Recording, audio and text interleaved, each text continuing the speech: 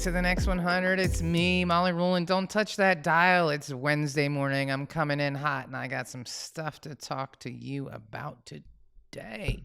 All right, so without further ado, we're just going to jump right in. So last week I had the absolute opportunity to speak at the National Press Club about podcasting for authors and how that can be beneficial. And I thought, this is a great topic for a podcast episode for the next 100. So if you are a business owner, an author, anybody who's looking to get some eyes on your stuff, then going on podcasts or having a podcast is a really great tool. But we're going to specifically talk about authors today.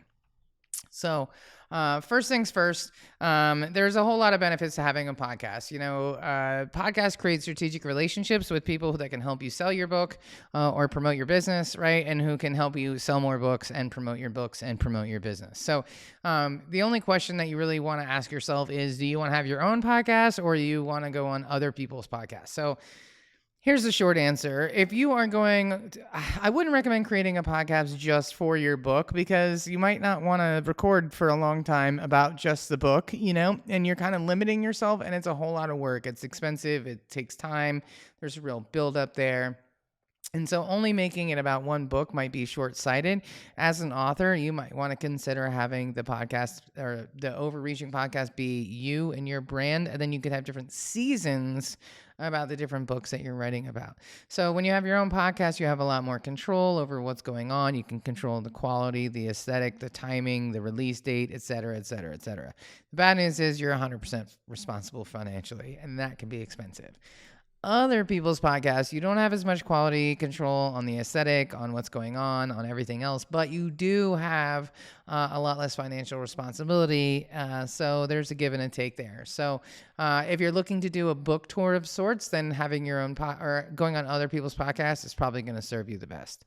So you know me, my 3 pillars of any digital content game plan is strategy, production, and amplification, right? The SPA, man, strategy, production, amplification. So let's talk about the strategy first. Number 1, go on great guests and go on, be a great guest and get great guests. And let me try this again.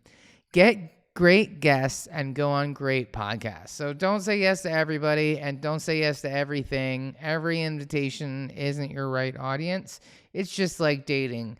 I like to say swipe right on life, but maybe not on everybody. You know what I'm saying? You gotta have a game plan. You gotta have a strategy for who you want to get in front of, why, and you want to make sure that the podcast that you're going or the podcast that you're hosting are hitting those targets. Quality over quantity. Sometimes numbers do lie. I know you math people are going to freak out. You're going to get real upset by that, but it's true.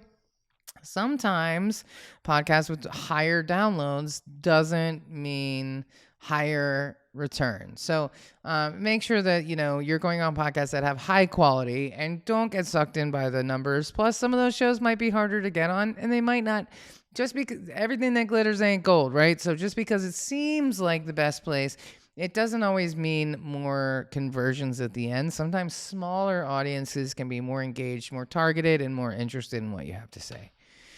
Every interview needs to have a purpose and a clear CTA. You need to provide the listeners with direct links to what it is that you are trying to sell. So if it's your book, then you need to have a link to your book on your website. Ideally, you always want to push people back to your own website because then you can get them onto your email list. You can bring them into the fold and now you have their content and you're pleasing Mr. Google because at the end of the day, we all work for robots, right? So make sure that you're driving people in one place. Don't say, oh, find me here, find me there. Give them 3 different links, man. It's like when you ask people 3 questions, they only answer 1. Don't give people too much homework. Send them to one page, mollyruland.com/my new book, right? Keep it easy, breezy, beautiful. Have a plan for your content and your specific goals. If you're doing a book tour, map out when that book tour is going to be. If you're going to how many episodes are you willing to go on? How many episodes are you willing to commit? Have a game plan, map it out, and then do that shit. All right, next step is production. Boop, boop. A lot of people get lost in the sauce on production, and they spend 10 hours on GarageBand. It doesn't work out for them, and they miss the most obvious thing. So, yes, the strategy is super important, and yes, the amplification is super important, and yes, so is the production, but not in the way you think. So let's start at the very beginning. Be insanely prepared for every interview. Do your research while the guest. Podcasting is podcasting is intimate. Make the experience memorable for everybody, right? I'm going to say that again. Podcasting is intimate. Make the experience memorable for everybody. So research the guest, research the show, research the audience, know who's coming on your show, research your guest, research everything they've done, ask good questions.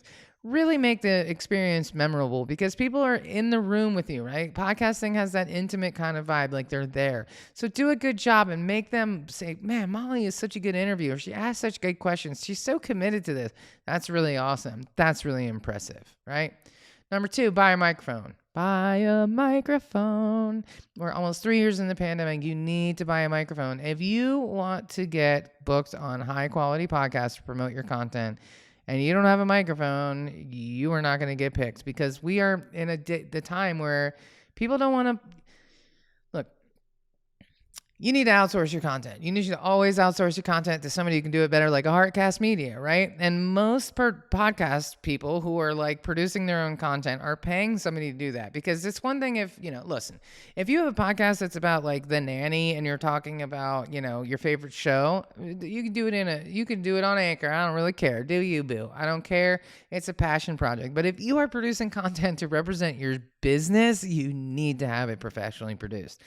Period. And you need to have a microphone. Oh, I bet there was a killer plosive on that one. Let me back up. Sorry, Matt. But listen, you need to have a microphone, right? So, you need to make sure that you're representing properly. And so if you're going on really great podcasts and quality podcasts, they're probably paying a production team. They're not going to pick you if you sound like you're in a tuna can, man. So you want to get on high quality podcasts? You need to have quite high quality sound for real. Number 3, create 10 questions that you want to be asked that make all the listeners lead to immediately wanting to buy your book as soon as they finish the podcast. Don't leave it to the host to ask you great questions. Come up with your own questions, submit them, lead people down the path that you want them to go. And the last one, do a test call with the person that whose podcast you're gonna be on.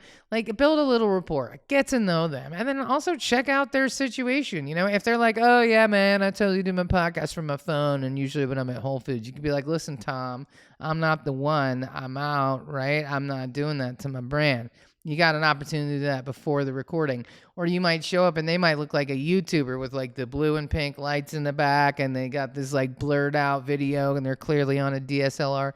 You might want to go get that microphone a little sooner. So you want to make sure that you're matching the quality and the vibe and the energy of your host to make sure that they're all in and that they're insanely prepared as well. Next stop, boop, boop, amplification. All right, too many of y'all think this is the field of dreams, man. But when you go on a podcast, even if it's not your podcast, you need to take that video, you need to chop it up into a whole bunch of other videos, right? You need to create content from the content and create a plan for the content because every piece of content is like the gremlins.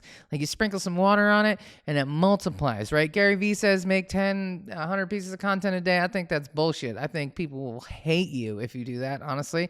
And who has time for that? And who can pay some? Come on, man.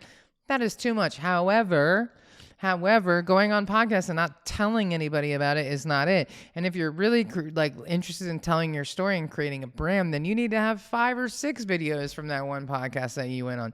3 stories. I'm not talking about 10-minute videos. I'm talking about 13-second, 16-second, 24-second long videos, little spicy bites that are on your social to let everybody know what you're doing. You need to have a plan for that, especially if you're selling books.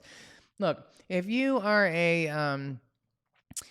somebody that does like masterminds, no, you're not trying to reach 1 million people, right? You're not trying to reach 1 million people to get 5 people to buy your product, But if you're an author, you need to reach 1 million people to sell 100,000 books. Like that's just the math. That's probably not really the math, but you know what I'm saying? You got to cast a wider net. And so having short form content to do that is effective. make sure you're tagging people, man. Too many of you have podcasts. Too many of my clients have podcasts, and they don't tell the guests that the podcast is coming out. They don't give them links. They don't give them graphics. They don't tag them. I've been on podcasts. They don't even tag me when it's come out. They miss the whole like zhuzh of my audience. Because they weren't mentioning people. So go out there and mention the hell out of everybody that's been on your podcast, and do it on every single one of those pieces of short form content. Thank the host, thank the people, thank the studio, thank the people that they work for, thank anybody that you can, and tag the living shit out of people on LinkedIn so they see that you're busy and you're doing things and you're selling books. All right. And then this is the last one, is engagement, man. You have got to really engage with your fans. Like, social media is not a one-way street.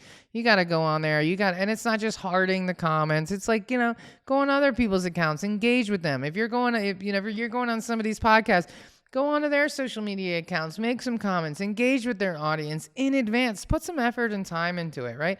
It's like dating, you really like somebody, you want to get to know them, you want to be a part of their life, you want to be involved. You're not just showing up and saying, look at me, look how great I am, and I'm out of here, right? Like, that's not it. That is not it at all. So make sure that you're engaging with people and communicating with them. So, for all the Naughty by Nature fans, are you down with OPP? Plot twist, that is other people's podcasts.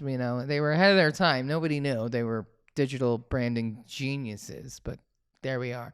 So, without further ado, if you want to start a podcast, or you want to get booked on other people's podcasts, or you want to create short form content from the podcast that you have been going on, or the podcast that you're hosting, hit me up. Your girl's got a whole team full of people that can make that happen for you. So, Heartcast Media, we are here to solve those problems for you anytime that you need. So just let me know. I can craft a nice little proposal for you that I know that you will love. So, without further ado, I'm going to say goodbye, and I'm going to wish you all well, and I hope you have a wonderful week. I hope you found this content valuable for all my authors out there. And before I go, don't forget that if you are looking to get on a bunch of podcasts, a lot of those podcasts are not booking until 2023. So if you plan on doing some marketing for your book at the end of the year, boo-boo, you late. You better hurry up and go get on a whole bunch of podcasts, and I can help you with that. So don't freak out. I got you.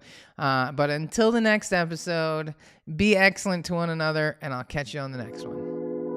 I wonder if I could get the Reading Rainbow sound file. It's probably not open source, but I'm gonna try, because it's time for the book report. I am super hype about this one because, it's relevant to everything that we just talked about today, and especially for all my authors out there. So it's gonna segue a little bit into audiobooks, which is gonna be one of my next topics, but talking to strangers. So is this a business book? No. Is it a book? Yes. That was terrible. But the point is, I was in it for the production. First of all, I like Malcolm Gladwell. I don't really give a shit if he thinks we should work from home or not. At some point, you just can't care so much about what people think, honestly. But I digress. Okay. The dude's written some awesome books, and the last one, Talking to Strangers, he opens and he says it's a combination of a podcast and an audiobook, and the sonic landscaping on that jammy jam is unmatched. It is so good. He opens and closes with Sandra Bland's recordings. He plays old scratchy recordings from CIA agents from the 80s. It is brilliant, and the way that he makes it happen is just so incredible. It's just, he's such a commitment to the quality of the work that he does. And so if you're looking to be inspired, if you're an author and you're about to go on some podcasts, and maybe you're thinking about an audiobook, or maybe you've already done an audiobook, and especially if you haven't done it yet, go listen to this book and go check it out. And there's a lot of really great information in there about how policing in America is intrinsically flawed, and there's a whole bunch of data to back it up. So the next time you're with your slightly racist family members who are all about that rhetoric, he got some good information to give them. But in the meantime, it's a great example of production on how things can work. And of course, there's some gems in there from Malcolm Gladwell. So I try to read business development books, but they can't all be that way. The Tipping Point, a lot of his other books are very business development. This is a slightly different slant, but man, it inspired me. And after I listened to that book, we got a contract for 78 books from a book publisher to do audiobooks. And if you don't think that impacted how we recorded that content, I got something for you. So I can't recommend that book enough. It is just a a sonic journey that is worth every minute invested in it. And as an author, I think you'll get really inspired by it, and you'll think about some cool stuff to do with your content. So on that note, I hope you enjoy the book. I give it a 5 out of 5 because I'm a sucker for some good audio, and I hope you like it. If you read it, if you've read it, hit me up on Instagram. Let's talk about it. Let's get some of that engagement I was just talking about. And until then, I'll catch you on the flip side, kids. Be good. Thank you for tuning in to the Next 100, sponsored by Heartcast Media. We are a digital media creative agency focusing on branding, marketing, strategy, and amplification. From personal branding to podcasting, we've got you covered. And to continue this conversation, join me on Instagram. My personal account is Molly D. Ruland, and of course, you can also find us at Heartcast Media. That's where the really good stuff is going down. So join me there. Let's continue the conversation. And until next week, have a good one. Produced by Heartcast Media.